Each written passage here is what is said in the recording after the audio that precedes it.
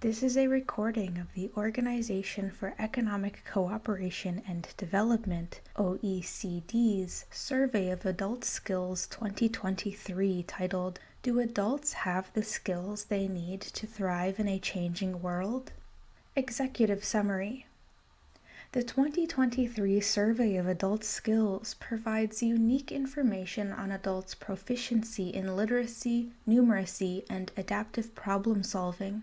These are key information processing skills that both individuals and societies need to thrive. They are a necessary foundation for further learning and innovation, and ultimately shape economic opportunities. Skills help adults manage and embrace complexity in both private and civic spheres.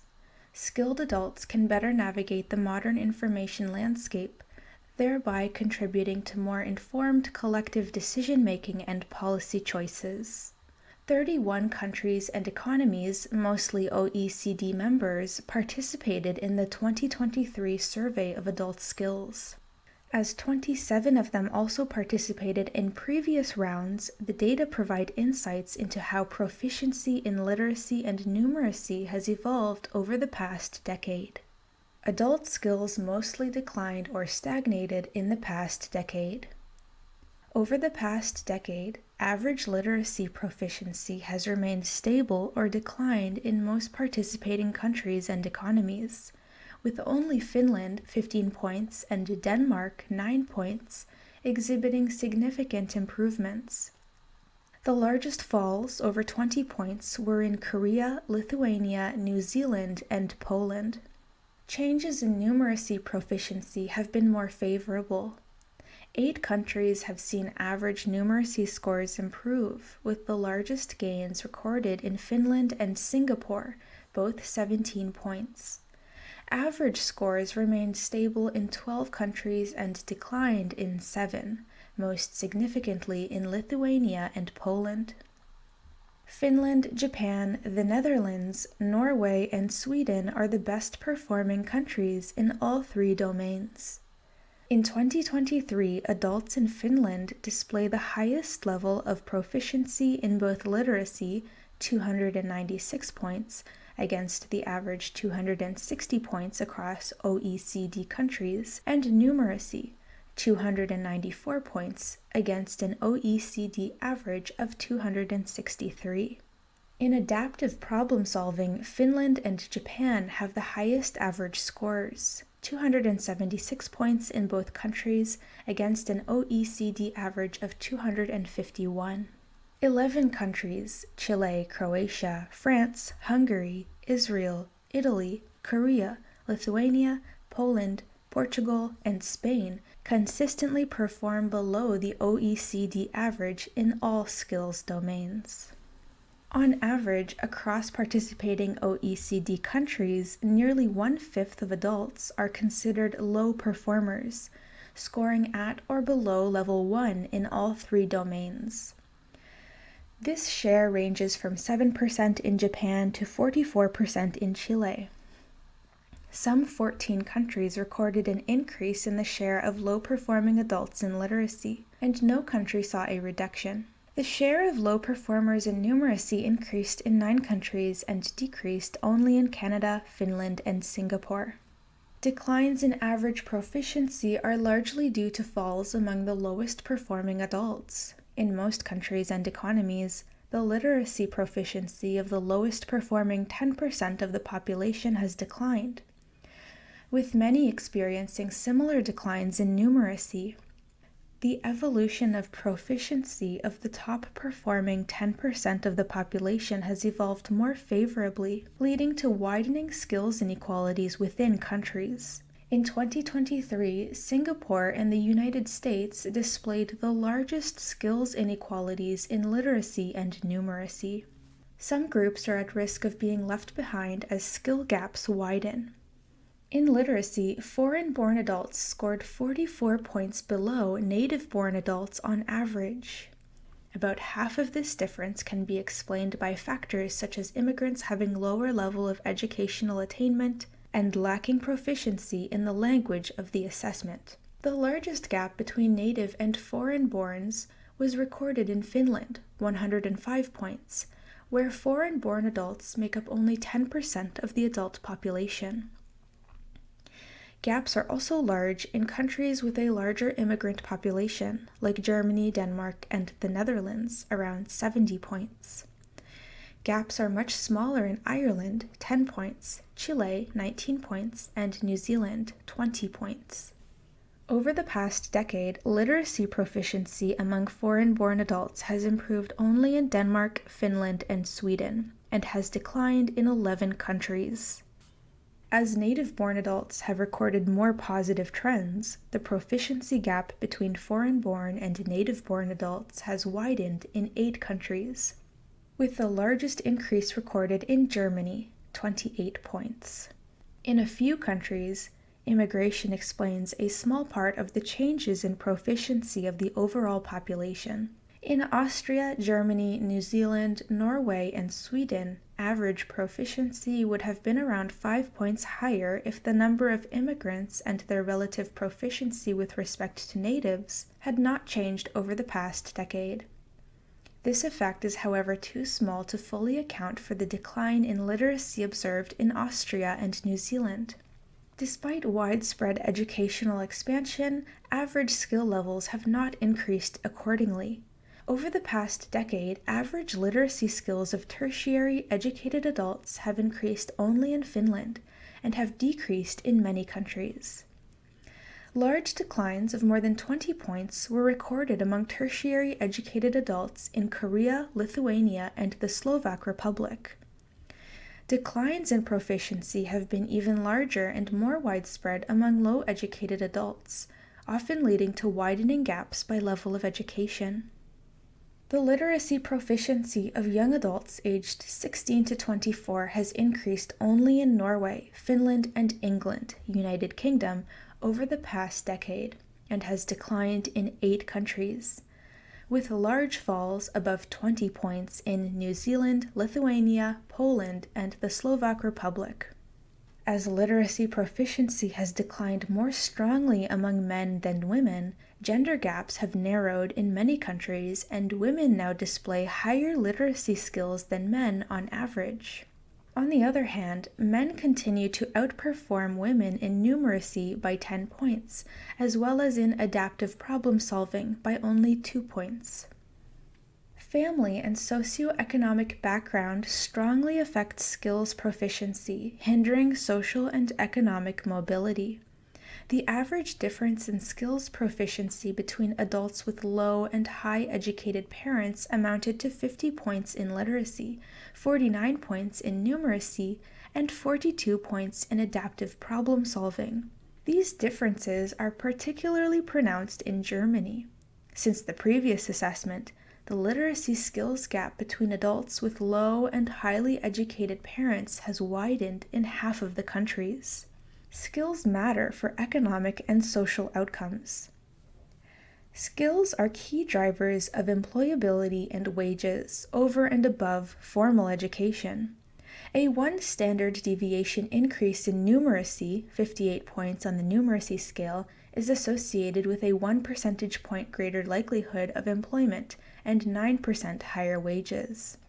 This compares to 16% higher wages for 3 additional years of education, also equivalent to 1 standard deviation. While numeracy has the strongest association with employment and wages, similar relationships exist for literacy and adaptive problem solving.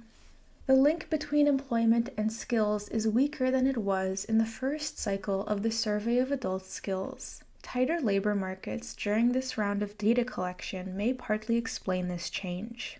These findings highlight the need for continued policy action to maintain, develop, recognize, and value skills. Skills are closely related to both individual well-being, self-supported health and life satisfaction, and civic engagement, political efficacy, trust, and volunteering. The strength of this relationship varies across countries and economies. Many low-skilled adults feel disconnected from political processes and lack the skills to engage with complex digital information, which is a growing concern for modern democracies. As well as reaffirming the need to invest in skills, this underlines the importance of addressing the causes of differences in social outcomes between adults with different skill levels. A good match between workers' skills and qualifications and those required by their jobs is essential for a well-functioning, productive economy. There are significant economic and social costs associated with being overqualified for one's job. In particular, a 12% reduction in wages and a 4 percentage points reduction in the likelihood of reporting high life satisfaction. About 1/3 of workers across OECD countries are mismatched to their jobs, whether in terms of their qualifications, skills, or fields of study. Overskilling is more common than underskilling in all countries except Estonia, Finland, Japan, and Norway. Across countries, 10% of workers say that they do not have the skills required for their jobs. Although the extent of mismatch varies, most countries and economies could benefit from better alignment of workers' skills with jobs to increase productivity and the returns to human capital investment. Chapter 1: The Relevance of Information Processing Skills in Rapidly Changing Societies. This chapter places the 2023 Survey of Adult Skills in the context of major challenges faced by modern societies: population aging, the climate crisis, and the rise of generative artificial intelligence, which has the potential to greatly affect the demand for skills in the labor market. In light of these trends, the chapter argues that information processing skills, literacy, numeracy, and problem solving will continue to shape economic opportunities and the well-being of individuals and societies for the foreseeable future. Not only will these foundational skills remain essential in the production of goods, services, and ideas, but they are also crucial for restoring trust and cohesion in increasingly diverse and polarized societies. Skills empower people and allow them to manage and embrace complexity, contributing to better informed collective decision-making and policy choices. By determining how societies respond to the challenges ahead, such policy choices will substantially influence individual and collective well-being. Introduction. To what extent do adults possess and use key skills required to contribute as workers and citizens to the economy and society? And what are these key skills? In the early 2000s, these questions guided the design of the Survey of Adult Skills, a product of the Program for the International Assessment of Adult Competencies, PIAAC, the first cycle of which was conducted in 2012. At that time, evidence was rapidly accumulating that investments in education were linked to increased earnings for individuals, while country-level differences in education were linked to national growth rates.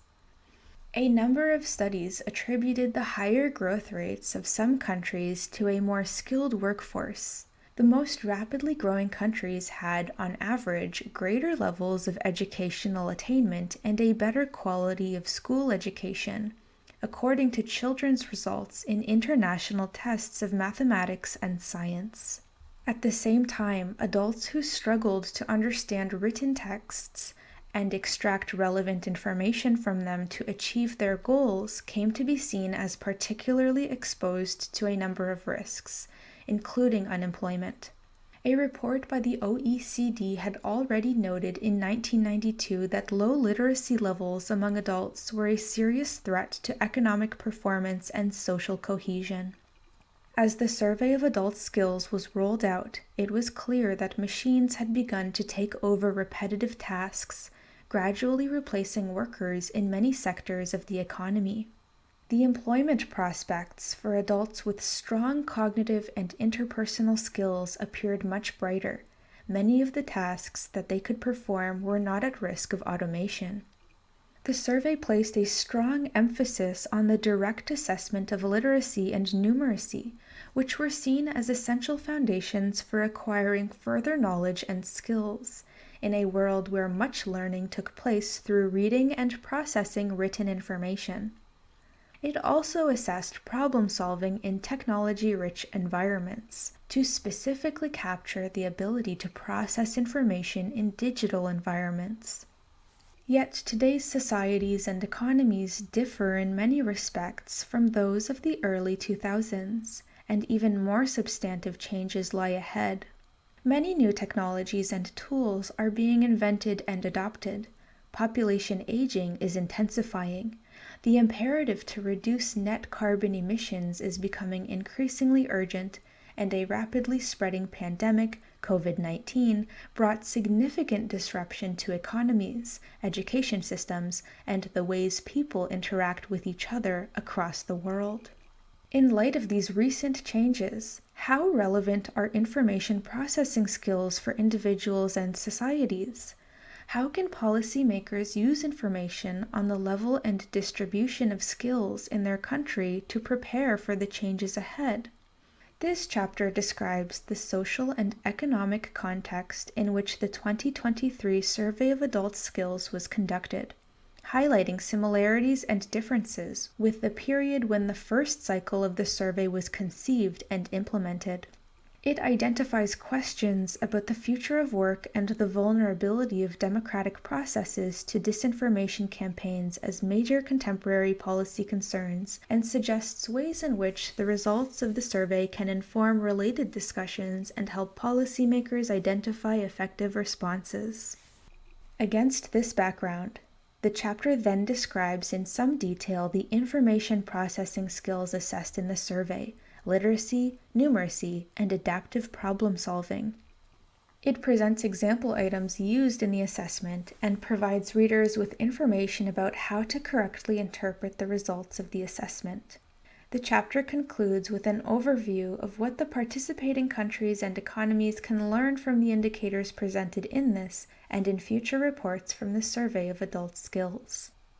Workforce skills. Rising to the task in the era of artificial intelligence. Over the past decades, changes in the demand for goods and services, but also, and more importantly, changes in the capabilities of machines and how they are used to produce goods and services have profoundly changed the tasks that workers perform in their jobs. The adoption of new technologies has not only affected the distribution of jobs across occupations, but, at a much finer level, also changed the tasks that define individual occupations.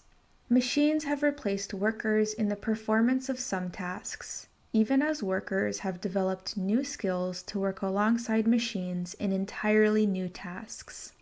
Recent studies suggest that the proportion of the workforce whose job involved routine tasks continued to decline in the early 21st century, probably reflecting the increasing use of machines, rather than workers, to perform such tasks.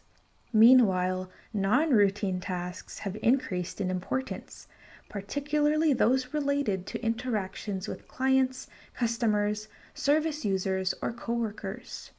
In the United States, for example, the share of the employed workforce whose job involved social or interpersonal tasks continued to increase after 2000. In contrast, the share of those whose job involved analytical tasks, i.e., engaging with textual information, with numbers, or with other abstract objects, stopped increasing in the most recent period. Among Swedish men, returns to interpersonal skills grew larger between 2002 and 2013, while those associated with cognitive skills remained stable, likely reflecting an increasing demand for interpersonal skill. Established trends in the demand for skills may change, following a new wave of automation powered by artificial intelligence. Until recently, machines had a distinct advantage in the performance of rule-based operations. Computers and robots could be programmed to perform tasks which were explicitly codified, most obviously repetitive ones. The development of more rapid machines, integrating refined sensors to analyze the environment and select the most appropriate action, progressively expanded the contexts in which they could effectively be deployed. These now included more complex operations in which a larger number of contingencies had to be considered. The tasks that could be automated became less repetitive, but still needed to be explicitly codified. Then, in the last 10 to 15 years, a new technological paradigm emerged, commonly referred to as artificial intelligence, or AI. Using a rapidly expanding suite of statistical learning models and building on the increasing availability of big data and on the falling cost of computing capacity, AI has made rapid advances in its ability to predict the correct answer to problems where formal rules are impossible to codify, and where humans have until recently had a comparative advantage in making decisions based on their training or past experience. Machines that embed modern AI technologies can not only do routine tasks faster and more cheaply than ever, they can now imitate and often outperform humans in a much wider range of situations.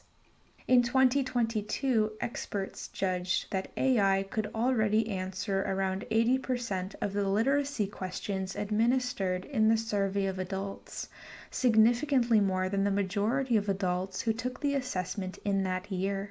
AI could, in particular, solve most of the easy questions, which typically involve locating information in short texts and identifying basic vocabulary.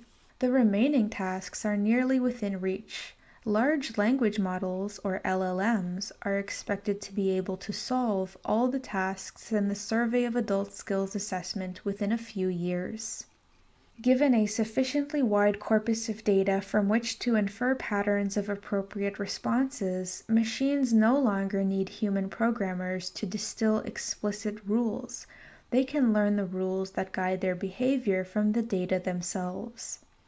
As a result, the need for workers to rely on tacit knowledge and expertise in performing a task is no longer an obstacle to that task's automation. A new generation of devices and robots powered by AI will probably be able to replicate human performance in a significantly wider array of tasks than past automation technologies.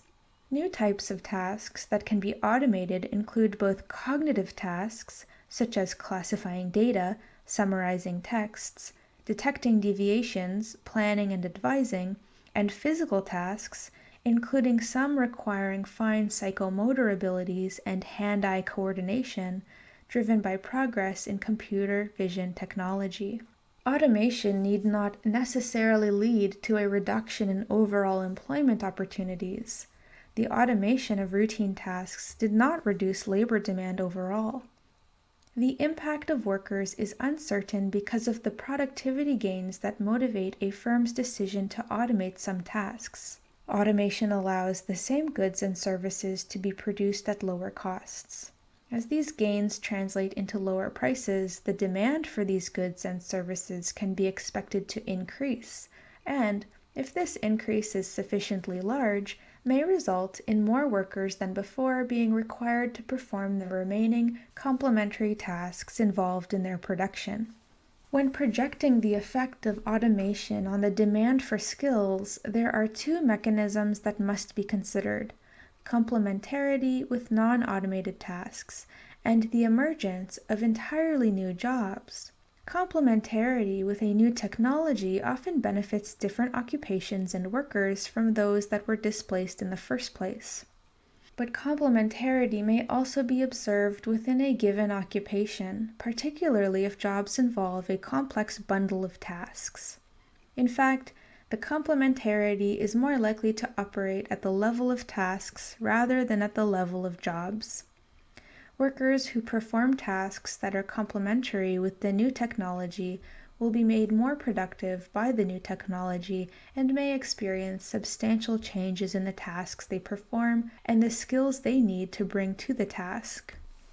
Considering the type of tasks that AI can do, The transformation of occupations, rather than their disappearance, may be the most frequent pattern observed as its adoption in the economy progresses.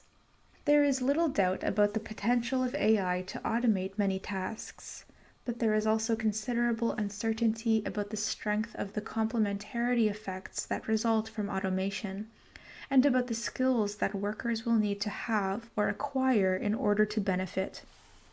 To anticipate the consequences of these new technologies for skill demand, it is useful to distinguish two ways in which the statistical learning models behind AI applications can be trained: by learning how actions are linked to outcomes, or by learning to imitate the decisions of humans in similar settings. For tasks that have a reliable, observable outcome metric, and where the possible interactions between actions and contextual factors in determining success are relatively simple, statistical learning algorithms can evaluate the success of their own actions and gain a better understanding of how possible actions are linked to success than any human could possibly do. This can lead to large productivity gains and can be expected to result in the targeted automation of particular subtasks. In many workplace situations, however, either there is no reliable outcome metric to define success, or the link between actions and desired outcomes may depend on a vast number of contextual factors. In the corresponding tasks, AI systems can still learn to imitate humans, but cannot learn from their own actions what the optimal strategy might be. As a result, there will be a tendency for their performance to be similar to the average performance of human decision makers, rather than to the performance of experts, which can reliably be identified only in the former type of tasks. In these cases, AI systems will not outperform humans in some specific subtasks, but rather replicate humans across whole tasks. The gains that firms can expect from adopting AI technologies are more limited in this situation, and the workers whose tasks complement those being automated may not see any indirect benefit. Early signals of the impact of artificial intelligence on the demand for skills do not yet paint a clear picture. There are not yet any studies available for the period after 2012 describing overall trends in skill demand based on detailed descriptions of occupational tasks, similar to the ones that documented the decline in routine task performance over more than 4 decades. Even if they existed, such studies would be unlikely to capture the impact that AI technologies will have over the next 10 years. As new technologies are adopted in the economy, they may initially mostly leave workers performing the same occupation in new ways, a change that will not be fully and immediately reflected in standardized descriptions of occupational tasks. Moreover, even in recent years, there are many other factors influencing trends in occupation shares besides the adoption of AI technologies. These include a deepening of more traditional forms of automation, for example, due to lower costs of computers and faster connectivity, but also changes in the demand for particular goods and services. For example, population aging or the desire to limit greenhouse gas emissions also change the demand for skills through their effect on the demand for particular products and services. Another approach to monitoring the evolution of the demand for skills is to use the information available in job postings, which are nowadays often published online. Online vacancies may not be fully representative of all vacancies and certainly do not represent all jobs in an economy, but they reflect the changing content of jobs in real time. Tracking them over time therefore allows emerging trends in skill demand and variations in the skills required for a particular occupation to be captured. Analyses based on a large database of online job postings show, for example, that the share of new vacancies emphasizing decision-making responsibilities grew substantially in the United States between 2010 and 2018. Extending this approach to online job vacancies in 10 OECD countries, Green shows that over the decade leading up to 2021 and 2022, firms have increased the emphasis on specific tasks, such as using digital office tools and collaboration software in job descriptions for occupations that rely heavily on non-routine analytical tasks. This suggests that the corresponding skills have become more important in defining success in these occupations. Next to digital skills, and in particular the use of office tools and collaboration software, these include also social skills such as collaboration or teamwork and cognitive skills such as originality and creativity. It is unclear, however, whether these trends will continue as new AI-based technologies are adapted.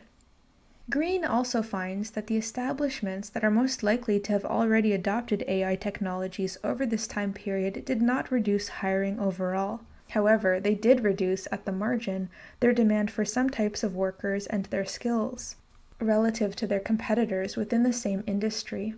In particular, they reduced demand for general resource management skills, including budgeting and accounting, for clerical tasks such as administrative support and record keeping, and for workers with the ability to use basic digital office tools such as spreadsheets and word processors. They also posted relatively fewer vacancies that highlighted originality as an asset for the position. In contrast, for other groups of skills, hiring trends were similar regardless of an establishment's exposure to AI. These include physical skills and skills related to science, medicine, law, and public safety. Meanwhile, demand for skills involved in production and technology tasks, which include design and engineering, but also construction and food production, seemed to increase in establishments with the highest likelihood of adopting AI technologies. For specific AI applications, a number of experiments in laboratory or real-world settings have observed the likely strength and direction of skill complementarity effects. These studies examined generative AI technologies that could assist web developers in writing software code, guide the conversations of customer support agents, or help white-collar professionals with specific writing tasks. In each case, the AI application could automate some subtasks. The largest gains accrued to the less experienced and less productive workers in these occupations, suggesting the possibility of complementarity with general cognitive skills, but not with job-specific skills associated with expertise. How will AI and human labor complement each other in the future? And how fast will new AI technologies be adopted in the economy? The answers to these questions will determine skill demand over the next 10 years, and the possibilities are still wide open. The future depends not only on the current capabilities of AI, but also on the direction in which they are developed, replicating the performance of average humans in the production of existing goods and services, enhancing the productivity of most and acting as an alternative to scarce talent in the performance of essential tasks, or creating entirely new products and services where humans and machines complement each other in new ways. The future also depends on any barriers to the adoption of new technologies that firms face, including regulatory barriers, labor market frictions, and the costs of training the current workforce. Ultimately, the demand for skills in the long term largely depends on the choices of consumers, citizens, and policymakers, who can influence the direction of AI research, create new demand for labor in jobs not substituted by AI, lower some barriers to adoption, and, at the same time, raise new protections in order to achieve their desired outcomes. What task automation and the rise of artificial intelligence imply for information processing skills. Technologies are changing rapidly, and with them, the organization of tasks within almost any occupation. To adapt to this reorganization and the emergence of new tasks, and to weather potential job losses and the need to find new jobs, workers need to learn new skills. In a changing world, some skills that individuals have acquired through education, training, and practice may rapidly become obsolete. However, this is not the case for high levels of literacy, numeracy, and adaptive problem solving.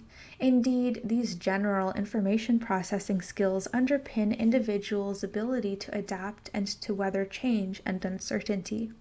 For individuals who master them, these skills make access to new, specialized knowledge and know-how in any domain easier.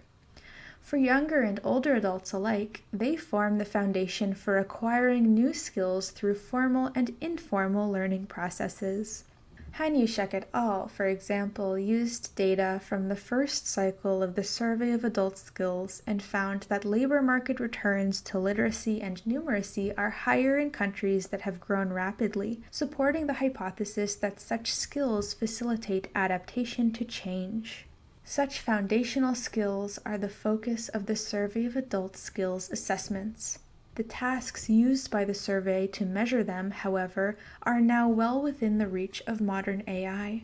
If machines can provide better answers to the Survey of Adult Skills items than most humans, in what sense is it relevant for adults to possess the skills that are measured by these tests?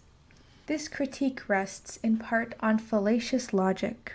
When calculators became better than the best humans at solving mathematics operations, the performance of addition, division, and other such operations ceased to be part of the everyday job of shopkeepers, bank tellers, ship pilots, and other workers. Yet the teaching of such operations continued, and the importance of this training for humans as a means to develop mathematical understanding and numeric reasoning did not change. Similarly, the ability to complete a few dozen tasks in the Survey of Adult Skills allows us to draw much more wide-ranging conclusions about humans than about machines.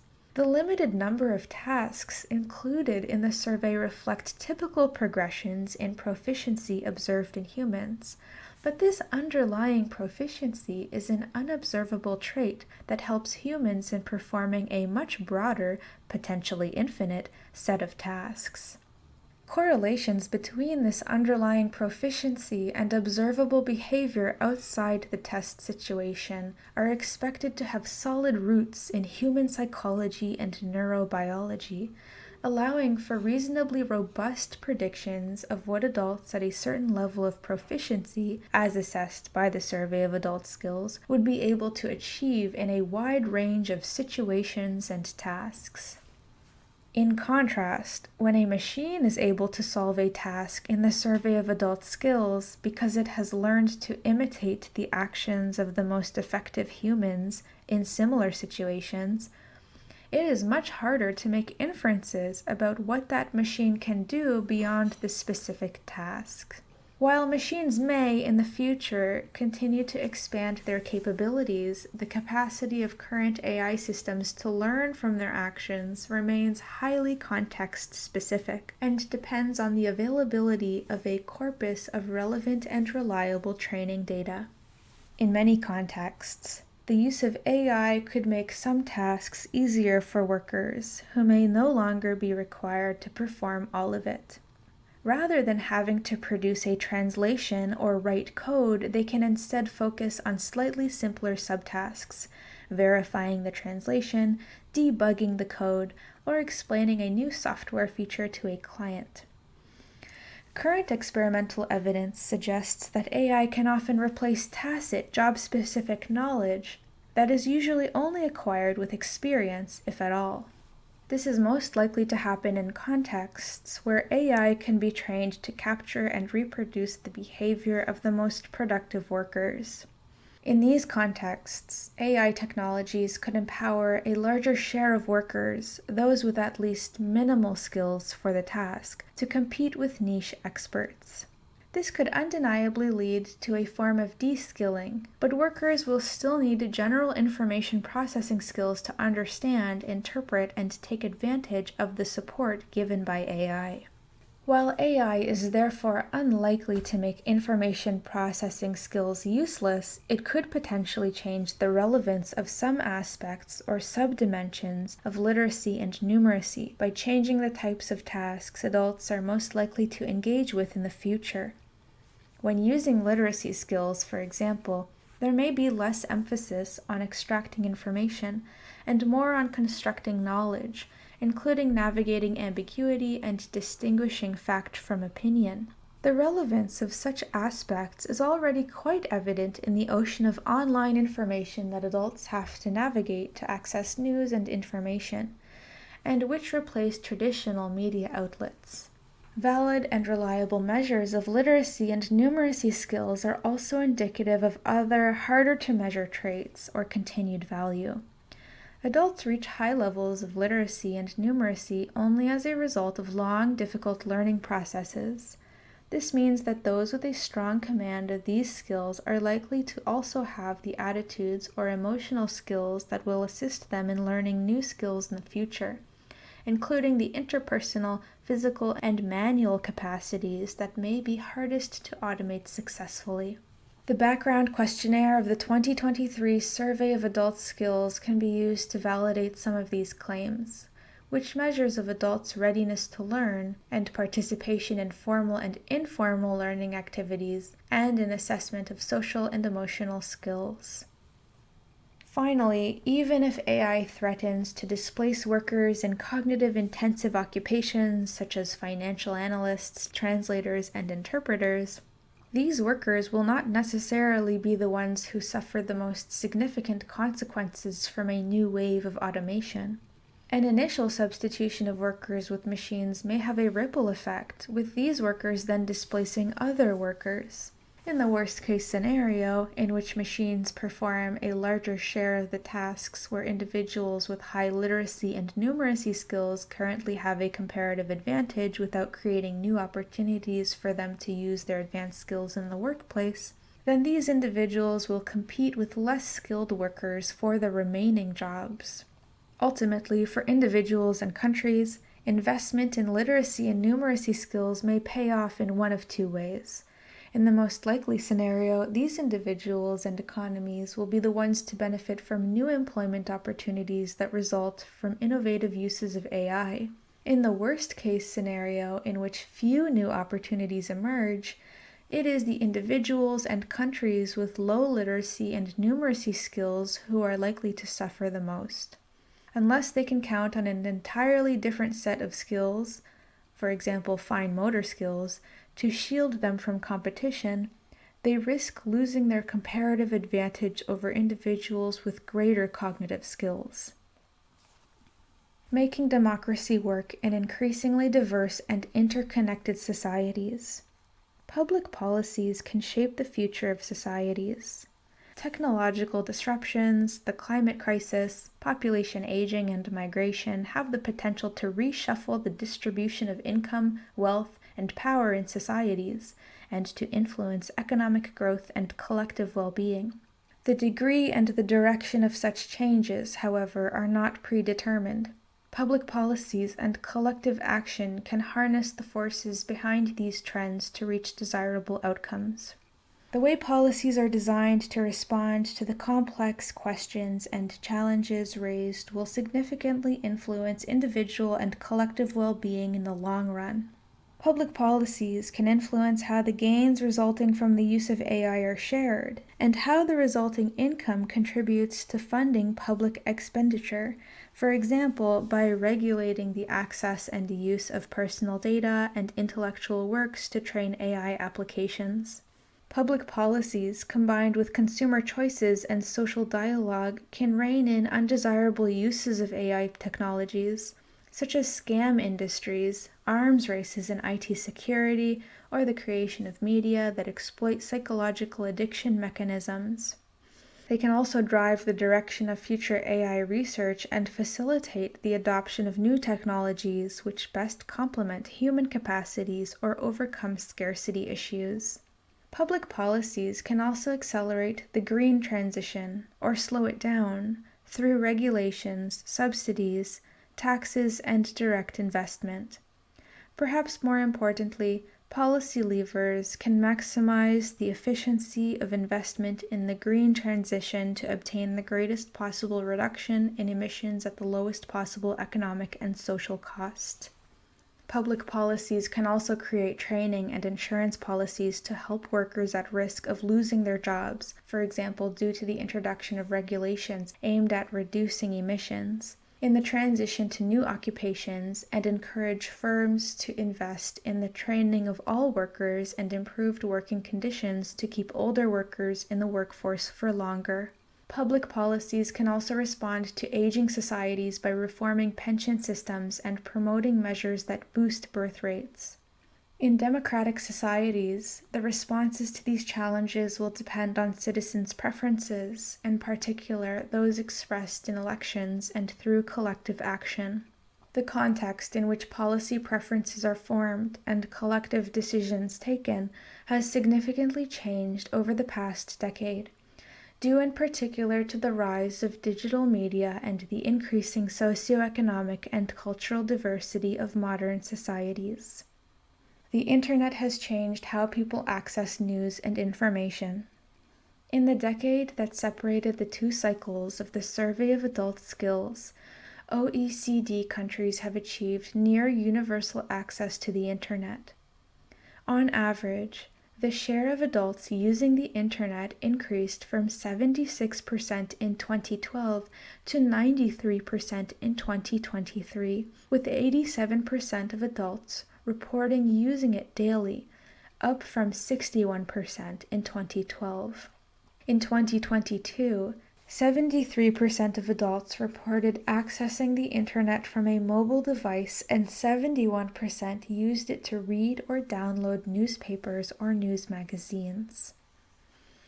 As a result, the role of traditional media, the printed press, radio, and television, has declined, and adults increasingly use social media to get information and discuss and debate political opinions. In the European Union, 64% of adults reported using the Internet for reading online news sites or newspapers in 2023, and 18% used it for civic or political participation. A recent survey by the Pew Research Center found that about half of adults in the United States got news from social media sometimes or often in 2022. The rapid diffusion and circulation of information is not without risks. There is a concern that the increase in the sheer amount of information available has been accompanied by a decrease in the quality. Internet platforms and social media also make it easier to spread false and misleading information. Some actors may do so deliberately to distort public debates and fuel polarization. At times, this may form part of a hybrid warfare tactic to erode the social fabric of open societies and weaken their defenses. Such disinformation campaigns have already been observed.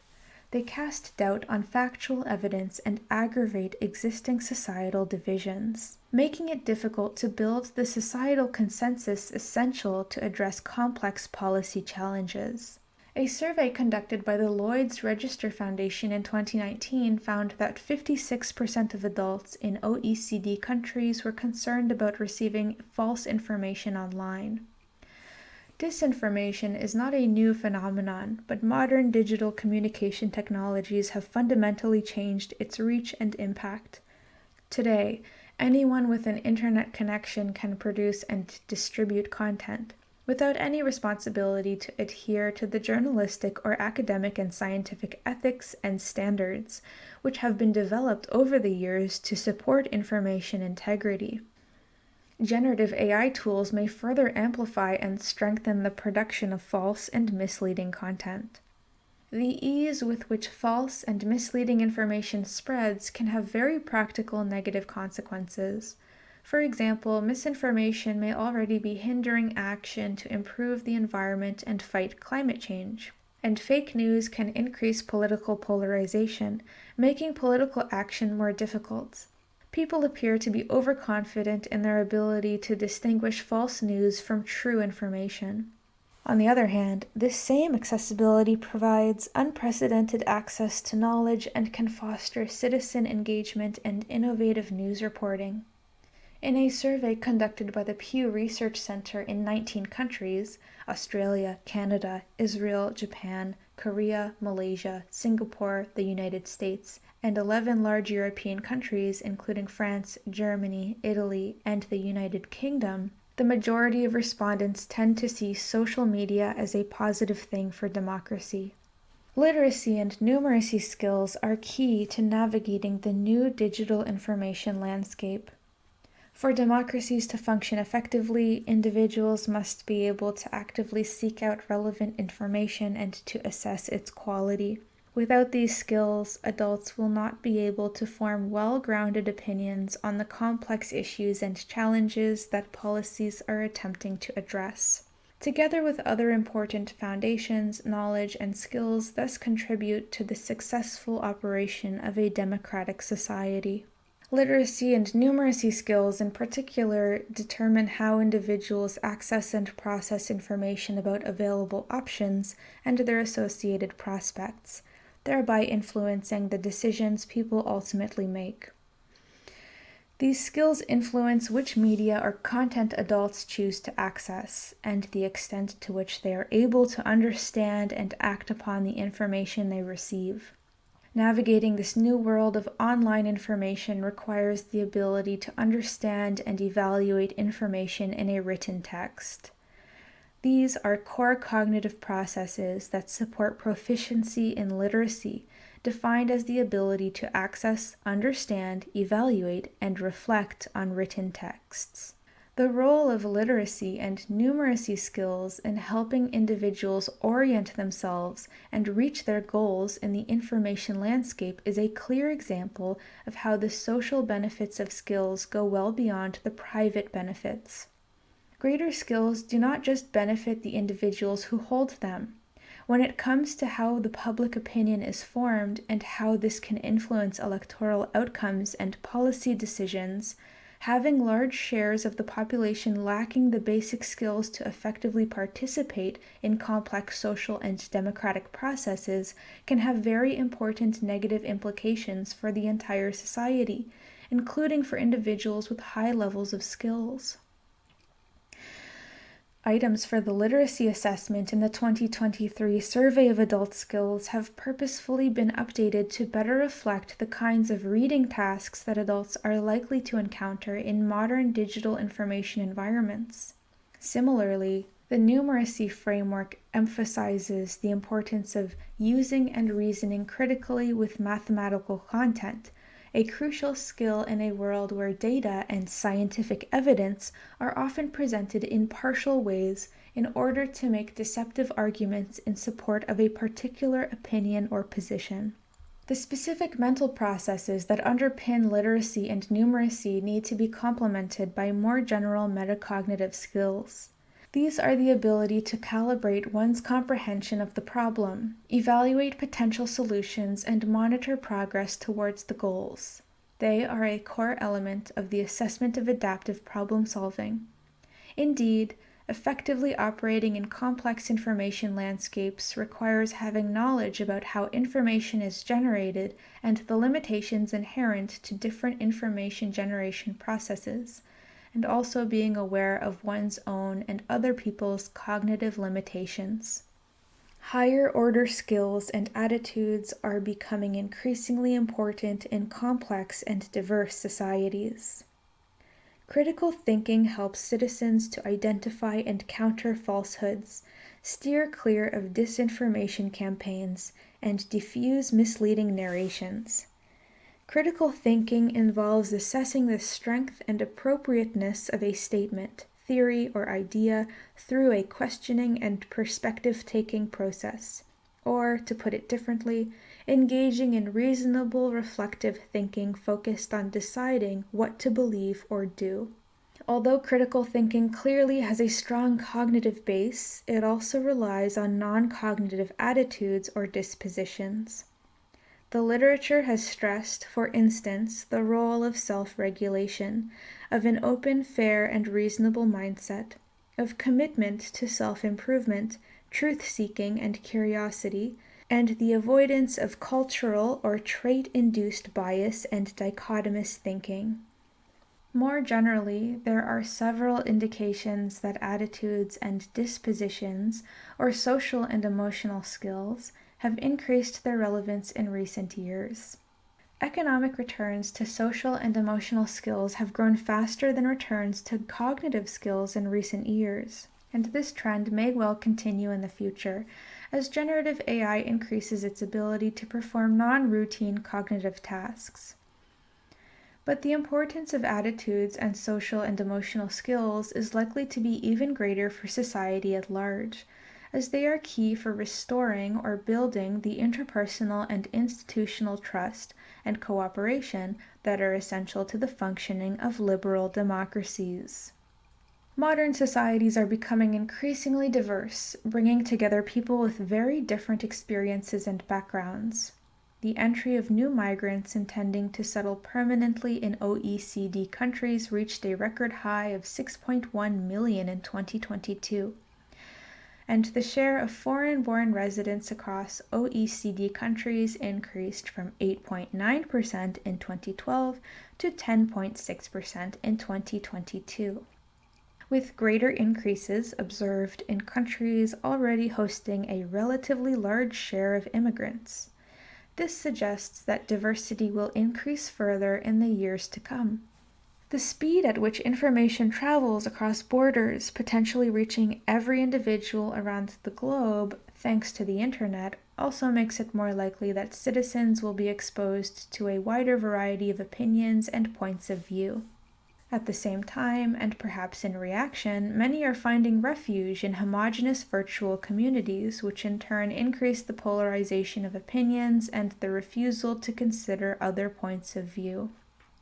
Many of these virtual communities span borders and may therefore introduce a disconnect between the community individuals identify themselves with and the community in which they live and whose collective decisions they can influence through voting and other forms of civic and political engagement. Building effective trust and cooperation in this context requires developing attitudes and values to understand global and intercultural issues. These considerations are at the base of the numerous efforts made by the OECD to better understand the role of social and emotional skills, and how to measure and foster them. Specific examples in this sense include the Program for International Student Assessment, PISA assessment, of global competence, and the OECD Survey on Social and Emotional Skills. The Survey of Adult Skills gathers information on attitudes and dispositions toward learning and teamwork, albeit only indirectly, i.e., by relying on information about tasks performed on the job. The second cycle of the survey has also introduced an assessment of social and emotional skills, grounded in the Big Five taxonomy, and administered within the background questionnaire of the survey. The Survey of Adult Skills was born as a program to assess the adult competencies that are considered relevant to modern societies. So far, the focus has mostly been on foundational cognitive skills. To remain relevant as societies evolve, the assessment must continue to stay attuned to changes in the types of tasks adults are confronted with, and for which they need to rely on literacy and numeracy skills. Looking ahead, the program must stay attuned to shifts in skills demand in societies and remain open to adapting or expanding the set of skills and competencies that it tracks and assesses. What the Survey of Adult Skills measures. The 2023 Survey of Adult Skills assessments of literacy, numeracy, and adaptive problem solving are based on conceptual frameworks that define what these skills are and describe how to design assessment items to measure them. The assessment tasks reflect how these skills are applied across a wide range of situations in adults' lives. A prominent role is played by tasks embedded in data-intensive, complex digital environments, which are increasingly common in the workplace and everyday life in modern societies. To this end, the assessment was exclusively administered on digital devices, tablets. This constitutes an important difference from the previous cycle of the survey, where respondents had the option to sit the assessment using paper-based instruments. while a statistical equivalence was established at the time between paper-based and computer-based instruments. The paper-based assessments were necessarily limited in the range of tasks they could accommodate. Assessment items differ along various dimensions. Cognitive processes, i.e. the mental strategies that form part of the skill in question. Content, i.e. the artifacts, knowledge, representations, and situations to which these cognitive processes are applied. And contexts, i.e. the settings in which the skill is used. A large number of items are needed to cover all aspects of a skill domain, as well as the variety of contexts in which adults are required to use that particular skill to solve tasks. Literacy and numeracy were also assessed in the first cycle of the Survey of Adult Skills. The frameworks used in the second cycle build on past frameworks, but have been revised and extended to ensure relevance to contemporary reality and understanding of the phenomena measured. The links with the first cycle of the survey remain strong, both at the conceptual level and at the practical level, as the second cycle relies on many assessment items already used in the first cycle. Such common items allow strong psychometric links to be established across the two assessments. In the 2023 Survey of Adult Skills, literacy is defined as accessing, understanding, evaluating, and reflecting on written texts in order to achieve one's goals, to develop one's knowledge and potential, and to participate in society. Proficiency in literacy is crucial for adults across their personal, social, and professional spheres, given the prevalence of written communication in various aspects of life. Throughout the day, adults engage in a diverse range of reading activities, spanning from delving into extensive pieces of continuous text to swiftly scanning pages for pertinent information. Examples include reading emails, leaflets, timetables, and instruction manuals. An example of a literacy item is presented in Figure 1.4. In this item, readers must make inferences based on the information presented in the text in order to determine if a set of statements is true for bread, crackers, or both. Respondents are asked to tap on a response for each of the presented statements. Only one response can be selected for each row. In the 2023 Survey of Adult Skills, numeracy encompasses accessing, using, and reasoning critically with mathematical content, information, and ideas represented in multiple ways in order to engage in and manage the mathematical demands of a range of situations in adult life. The skills and knowledge needed for work and civic participation and in more personal spheres of life have changed. Individuals are presented with ever-increasing amounts of information of a quantitative or mathematical nature through online or technology-based resources, which have to be located, selected, or filtered, interpreted, and at times questioned and doubted, and analyzed for their relevance to the responses needed. Figure 1.5 presents an example numeracy item which relies on an interactive tool. For this item, the wallpaper calculator has already been used to determine the number of roles needed. However, an error was made when one or more values were entered into the tool. The task is to identify the errors and enter the correct values. Adaptive problem solving involves the capacity to achieve one's goals in a dynamic situation in which a method for solution is not immediately available. It requires engaging in cognitive and metacognitive processes to define the problem, search for information, and apply a solution in a variety of information environments and contexts. The ability of adults to adapt to new circumstances and learn throughout life has likely become more important in complex modern societies, which are evolving at an accelerating pace. This motivated the inclusion of this new domain in the 2023 Survey of Adult Skills, replacing the assessment of problem-solving in technology-rich environments administered in the first cycle of the survey. APS has three important features. First, it emphasizes individuals' capacity to flexibly and dynamically adapt their problem-solving strategies to a dynamically changing environment. Second, it tests their ability to identify and select among a range of available physical, social, and digital resources. Third, individuals need to monitor and reflect on their progress in solving problems through metacognitive processes. An example item is presented in Figure 1.6. In it, an initially static situation becomes dynamic due to obstacles that change the problem and the solutions available. In the first item, the problem solver needs to use an interactive map to find the fastest route to accomplish 3 goals, keeping a set of time constraints in mind. The problem solver needs to take a child to school by a designated time, purchase groceries, and return home by a designated time. The total driving time, shown at the bottom right of the screen, updates as the route is selected by the respondent. This could be considered a standard problem-solving task in which a solution needs to be found given some constraints that need to be satisfied. In the second item, the situation becomes dynamic as the problem solver has to deal with new circumstances that interfere with the initial solution. The solver has to overcome impasses and take additional constraints into consideration when adapting the initial problem solution. Reporting and interpreting the results of the Survey of Adult Skills. The 2023 Survey of Adult Skills assessments require adults to complete a set of tasks, also called assessment items, that can only be solved if they have a sufficient level of literacy, numeracy, and adaptive problem-solving skills.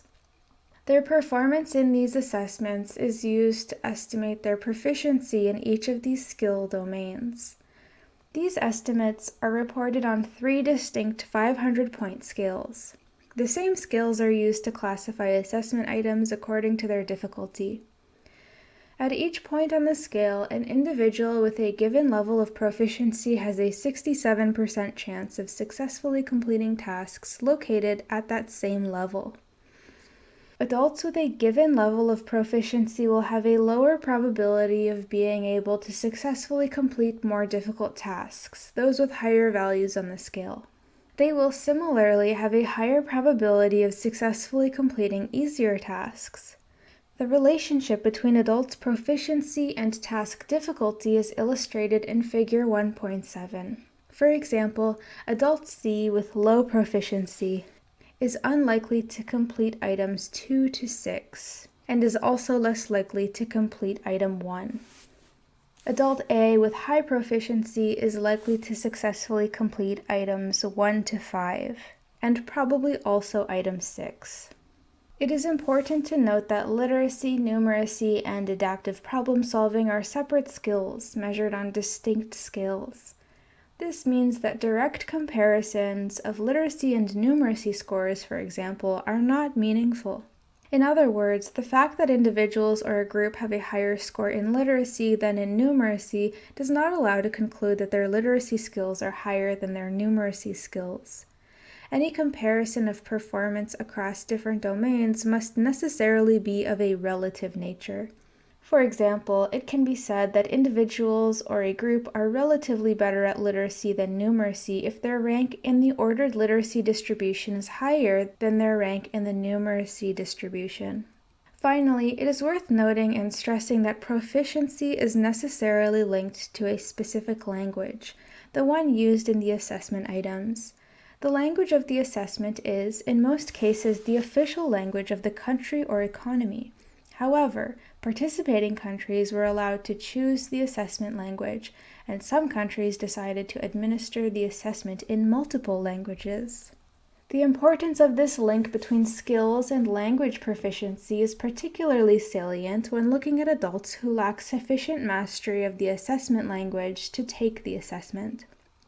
These adults are present, although generally as a very small percentage of the population in all countries, and are defined as literacy-related non-respondents. In the first cycle of the Survey of Adult Skills, the proficiency of these adults was not estimated, which meant a country's average results did not cover the entire adult population.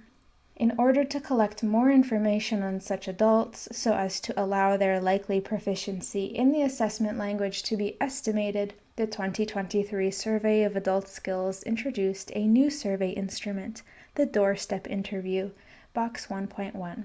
Box 1.1. The Doorstep Interview.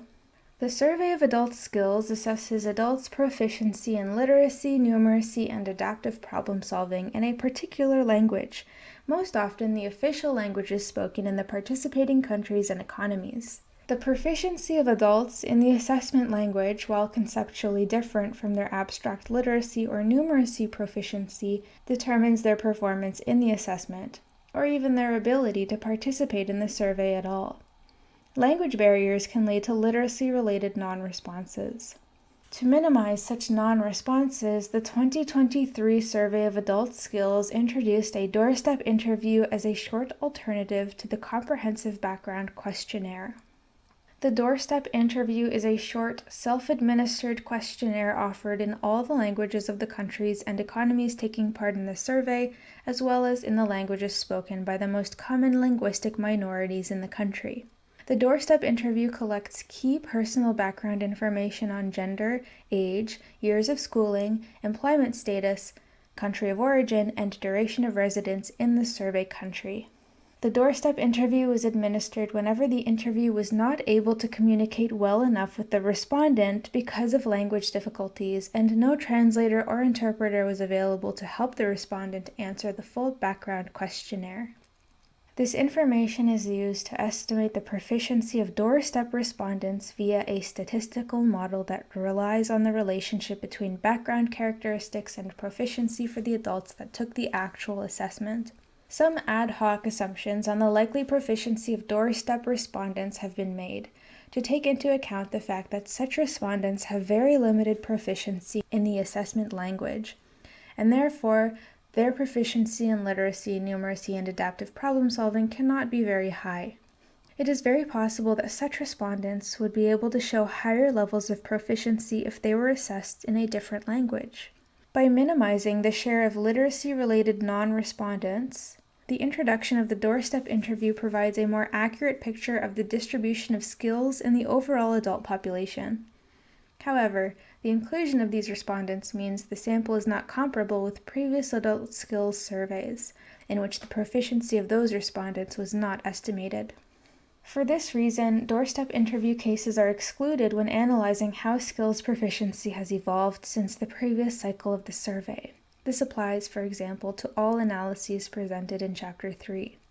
Moreover, as the doorstep interview only collects a limited amount of information, individuals who only answered this short questionnaire are necessarily excluded from some analyses. This is the case, for instance, for most analyses that look at labor market and social outcomes in Chapter 4. Throughout the report, care has been taken to indicate whether or not doorstep respondents are included in the analyses presented in each table and figure. What the Survey of Adult Skills can tell us. What is the level and distribution of key information processing skills among adults in 2023? The Survey of Adult Skills directly assesses adults' literacy, numeracy, and adaptive problem-solving skills. A basic command of these skills is thought to be necessary for fully integrating and participating in the labor market, education and training, and social and civic life. Results from the first cycle of the survey show that adults with more advanced mastery of these skills also benefit from greater earnings, well-being, agency, and prestige. Literacy, numeracy, and adaptive problem-solving skills are domain general and highly transferable, and relevant to many social contexts and work situations. They can also be learned and are therefore subject to the influence of policy. Understanding the level and distribution of these skills among adult populations in participating countries is thus important for policymakers in a range of social and economic policy areas. To this end, Chapter 2 provides a descriptive, comparative analysis of the distribution of skills within the adult population.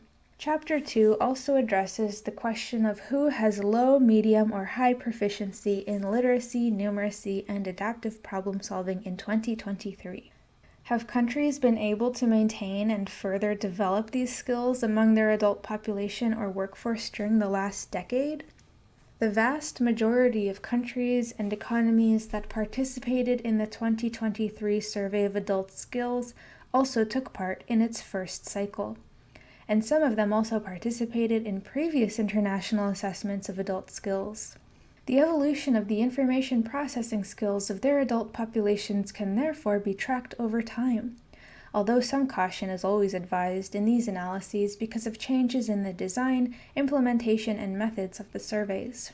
As each survey covers all adults born during a period of almost 50 years, more than 3/4 of participants in the most recent survey of adult skills would have also been eligible to participate in the first cycle of the survey.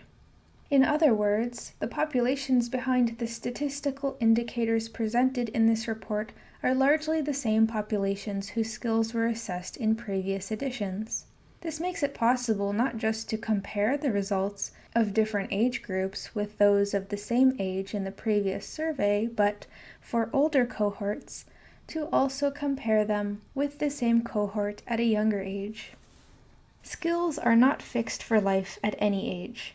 Comparisons such as these, presented in Chapter 3, can offer insight into how well governments, firms, and other actors, including individuals themselves, have been able to retain and expand the information processing skills of the adult population through investment in formal and informal education and training, and how recent migration flows have contributed to skill dynamics. Additional comparisons based on background questionnaires that measure adults' participation in training and readiness to learn can also provide insights into the effectiveness of skill policies. Future reports will analyze adults' participation in non-formal and informal learning and how it has changed over time, looking at the nature of such training and barriers to accessing it. At the same time, inward and outward migration means that the composition of the eligible population will have changed over time. Not all these compositional changes can be fully accounted for when analyzing the evolution of results over time. For example, it is possible to restrict comparisons to individuals born in the country in an attempt to neutralize the impact of inward migration. However, little can be done to control for outward migration. Future reports will also analyze the skills of adults with an immigrant background in greater depth, for example, to explore the extent to which gender gaps differ depending on where adults were born and went to school, or how the skills of foreign-born adults evolved over time, and in comparison to those of native-born adults of the same age. Do young adults have strong foundation skills? And how do they compare to the young adults surveyed in the first cycle? For adults who completed their initial education more recently, the results can also indicate how well this has equipped them with a solid foundation to engage in further learning throughout their life. Comparing the results of younger cohorts with those of young adults surveyed in the first cycle can complement the information about trends among 15-year-olds who were assessed in related domains, reading and mathematics, in the PISA. The analysis of changes in the scores of young adults across cycles presented in Chapter 3 forms the basis for such comparisons. For countries that participated in the first cycle of the survey, it is also possible to compare the growth in skills between those measured by PISA among 15-year-olds and those of 19 to 25-year-olds who participated in either cycle of the survey of adult skills. Only participants in the most recent cycle will have been affected by the disruptions to education and early career experiences due to the COVID-19 pandemic.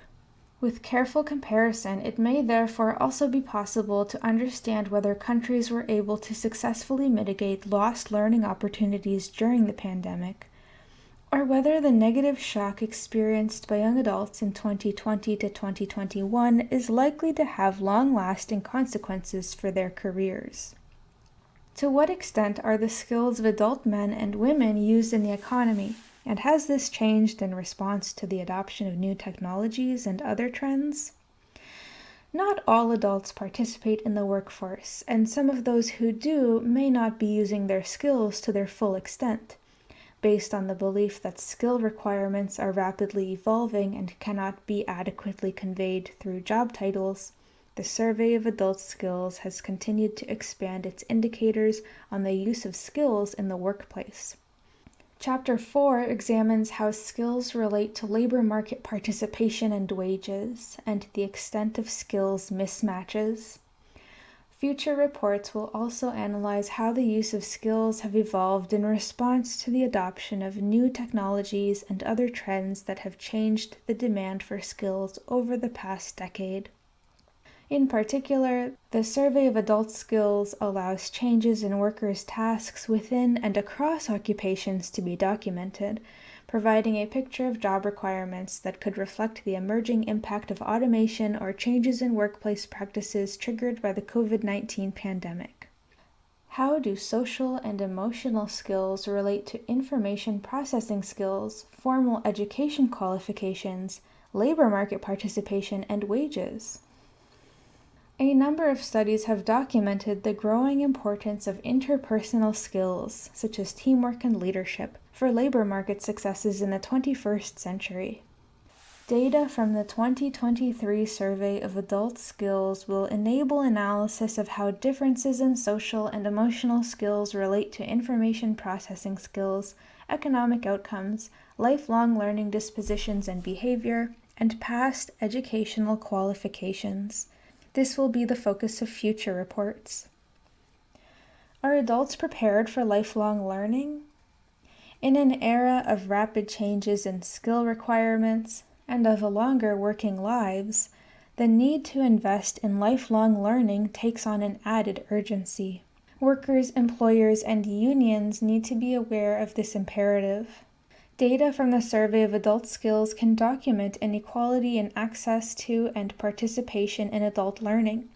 In particular, they show how the uptake of formal, non-formal, and informal learning opportunities varies across demographic groups and levels of educational attainment, but also how literacy, numeracy, or social and emotional skills relate to adult behavior and dispositions towards learning.